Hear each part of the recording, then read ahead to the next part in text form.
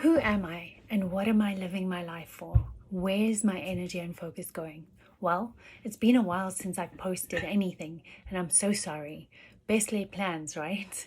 I told myself that I would post a weekly video sharing information with you, and then life happened, which brings me to my thoughts for today.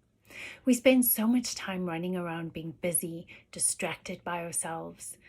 So this morning, during my daily practice of mindfulness, it dawned on me that who I am and what I'm living my life for are fundamental questions.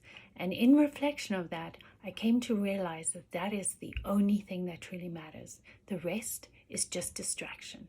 For me, I am now living my life for the completion of my soul. For me, that means letting go of any attachments, all my attachments, judgments, releasing old belief systems and preconceptions that do not serve my greater good. I wish to be the very best version of myself that I can be.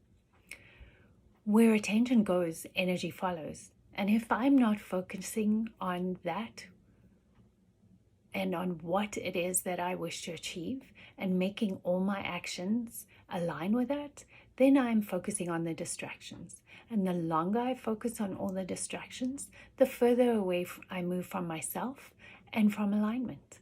It is crucial to ask yourself the question, who am I? And to keep asking until you get to the core of who you are, until you meet your soul and hear its voice and feel its energy. Remembering that you are not your name, your job, your status, your body, your thoughts and beliefs. All of these change, and your soul is a constant. It is who you are as you grow and age, as you change jobs, as you move, as your thoughts and beliefs shift. Answering the fundamental question could take a while and must be done in mindfulness and usually in stillness. To discover the depth of you takes practice, patience, and dedication. Once you discover that still inner voice, the soul that radiates unconditional love and has no right or wrong, your life expands in inexplicable ways. You can now move into mastering your brain and make choices from your inner truth and not your ego. You can become the creator and master of your life.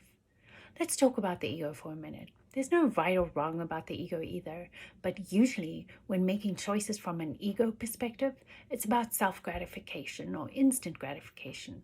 It's usually made from a place of lack or a place of avoidance of pain and in seeking pleasure and comfort, that which we know and feel comfortable with. When we choose from the soul's perspective, it's not always easy or a painless or a comfortable choice, but a choice that serves our growth, our expansion, a choice that may bring up our fears or insecurities and force us to take a deep, long, hard look at ourselves and who we are and what we think and believe. The ego helps us to stay groomed and care for our physical bodies and lives, but it does not always serve our greatest soul's desires or best interest. Now, the deeper question of what am I living my life for? How am I serving the greater good? Am I existing or contributing to life, making the world a better, more loving place? Am I leaving the world better than I found it? I ponder these questions often, and every month I choose a path for the month, something that challenges me to be a better human being, to be a better version of myself. This month, I chose acceptance. During my morning practice, I choose what to focus on for the day to achieve or move closer to the choice I made for the month. So today was, how am I going to get closer and move closer to acceptance? I worked on resistance last month, and it is a continual challenge, and also why I chose acceptance this month. Sometimes I just have to accept my resistance and stop all the judgments of self and my choices. It can be challenging for me to accept what is happening to my body as I age, to the state of the world and all the rules that are being forced upon me. Accepting that what I have believed or think or feel may not always be the best interest, and be in my best interest may not always be true either. Is it an alignment of who I choose to be? Every day I watch myself and listen and keep practicing letting go of what I have no control over. So acceptance, and knowing that I have a choice about how I feel and respond to that which I cannot change? Am I practicing acceptance without judgment? If I'm resisting, what is the resistance truly about? Mindfulness practice becomes easier the more you practice it, and the closer you are to 0 point, that point where you have no emotions or thoughts, a place of calm acceptance, that place where you find when you're meditating or in total awe or bliss when witnessing a beautiful sunset or a miracle of nature, a miracle of life. And in this place of 0 point, the answers to your questions come faster and with more clarity. Life is about self-examination. Who am I? What do I truly want? And what am I living my life for? This morning's practice brought such peace with it when I surrendered to the answer of those questions and allowed the energy of it to surface and reveal its splendor.